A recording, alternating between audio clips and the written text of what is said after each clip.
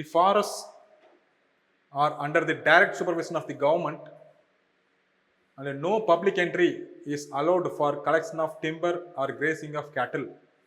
அரசின் நேரடி கண்காணிப்பில் உள்ள காடுகள் மற்றும் மரம் வெட்டவும் மாடுகள் மேய்ப்பதற்கு பொதுமக்களை அனுமதிக்காத காடுகள்.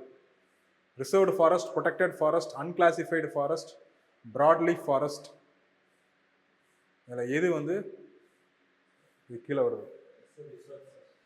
Reserved forest. Yes, good. That is reserved forest, ஒதுக்கப்பட்ட காடுகள். Protected forest